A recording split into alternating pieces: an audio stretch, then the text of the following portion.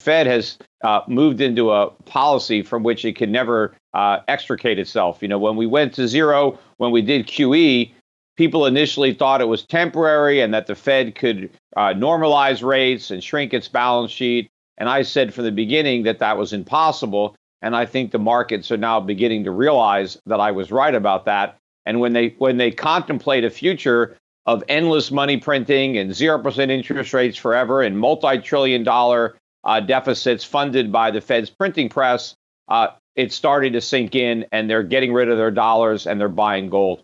Well, it's a big increase in particularly a pretty short period of time. Peter's right; it's been a long haul from 2011. But the thing I would point out is that there are bull markets and bear markets, and in basically any tradable instrument or commodity, or I consider gold to be a form of money. But the first great bull market was 1971 to 1980. It lasted 9 years, and gold went up 2,200%. The second great bull market was from 1999 to 2011. Gold went up at just a little under 700%. But in between, you had a bear market from 1980 to 1999. So a long one, almost 20 years. Gold dropped from $800 to $250 at the bottom in 1999. And we had a second bear market starting in 2011. Now, I had a very interesting conversation with Jim Rogers, and he said something that just hit me right between the eyes and it stayed with me. And of course, he's right. He said, gold's going to the moon, but nothing goes to the moon without a 50% correction along the way. And if you look at the high in 2011, $1,900, approximately, and where was the bottom of the bear market? It was $1,050 on December 16, 2015.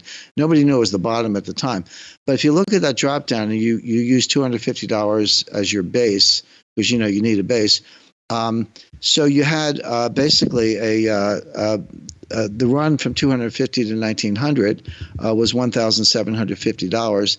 Go down 50% from there, it's $825. 1900 minus 825 is 1075, and the bottom was 1050. So Jim totally stuck the landing. Like at 1050, okay, there's your 50% retracement. Now that's the bottom. Now it's going up, and the sky's the limit. I think we've already seen the big retracement of that original bull market that Jim talked about, where gold went from under 300 to just over 1900.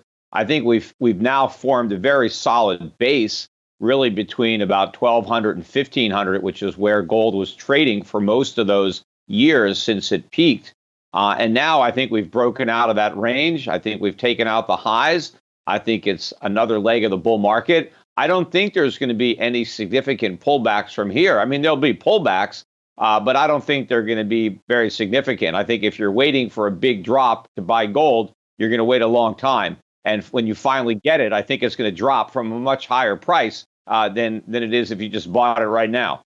Yeah, I agree with that. When I was talking about retracement, we had it. The retracement's over. I'm not forecasting a retracement. Quite the opposite. I think it goes a lot higher from here. My point was that we had the retracement between 2011 and 2015. That's done. Now it's just onward and upward. Well, remember, too, the only reason that gold stopped rising at 1900 was because the world was convinced that the Fed could unwind the policy, that it could normalize rates, that it could shrink its balance sheet. Had the market not believed that, then gold would have kept rising.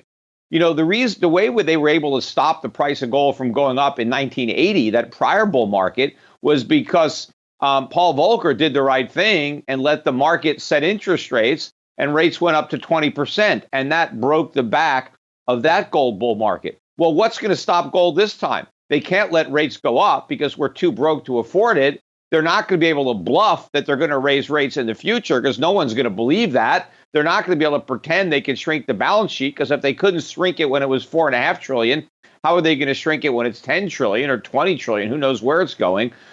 So I don't really see how there's any way that they can stop the dollar from collapsing. In fact, in 1971, that's when we went off the gold standard. And the dollar got marked down sharply in the decade ahead. It lost about 2/3 of its value against the euro. I mean, not the euro, the Deutschmark, the Swiss franc, the Japanese yen, and it did even worse against gold. But I think now it's not just the dollar severing its ties to gold. it's going to be the world severing its ties to the dollar. The world is going to go off the dollar standard and back on the gold standard. And I think that this is going to be a more precipitous drop in the dollar's value than it was in the 70s. And so we can see something equally as impressive in the price of gold. I would put it at $15,000 an ounce before 2025. But as I point out, if you're going to $15,000 an ounce, you got to get to 3,000, 5,000, and 7,000 first. So there's plenty of room to run. Just take the average of the two prior bull markets I mentioned. So 71 to 80, 9 years, 2,200%. 99 to 2011, a 12-year bull market, about 700%. You would say, okay, well, though the next bull market's going to be a little over 10 years, and it's going to go up. It's going to go up 1,500%. So using that as your base, just take the average of the two. You say, all right, 10 years from 2015, that puts you out to 2025, and at 1,400%, it puts you at $15,000 an ounce off a 1050 base. So that's just history. But there are other ways to think about it. Now, going to Peter's point. I don't know if there'll be a gold standard or not, but I do know that gold will move, the price of gold will move in the direction of where it would need to be if you're going to have a gold standard. And I talked to Paul Volcker about this, and he agreed. If you just took the money supply, so just take M1, which is a pretty widely accepted definition of money supply, divide that number by the official gold, which is about 34,000 metric tons, a little bit less, you come to $15,000 an ounce. So if you're going to either have a gold standard or even use gold as a reference point for money, if you need to restore confidence in the dollar, the implied non-deflationary price is $15,000 an ounce. So what I find interesting is that they both point to $15,000 an ounce sometime over the next 3 or 4 years. It's a moving target because between now and then, there's a lot of money that's going to be printed. So, who knows where the price of gold has to end up by the time we finish all the money printing. That is correct. It is a moving target. The numbers I gave you were based on current levels, but Peter's exactly right. You keep printing money, you need a higher price if you want to reference gold and not cause deflation, which they don't. You're going to need a progressively higher price of gold. Well, another way to look at it, Jim, is just look at the price of gold in relation to the Dow Jones, because you have historical reference points where twice in the prior century at significant bear market lows, the Dow traded down to a single ounce of gold. In 1932, the Dow Jones was roughly equal to an ounce of gold. And in 1980, the Dow was roughly equal to an ounce of gold.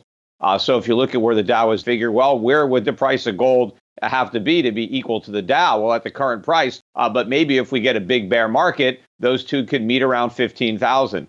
And so you'd have the Dow Jones at 15,000, which is significantly below the current level, and you'd have gold much higher. But of course, if they create massive inflation to prevent that stock market bubble from deflating, it's possible that an ounce of gold and the Dow could meet at 50,000. I mean, it does, the key is that they're the same price at some point, not necessarily what that price is, but that they're the same.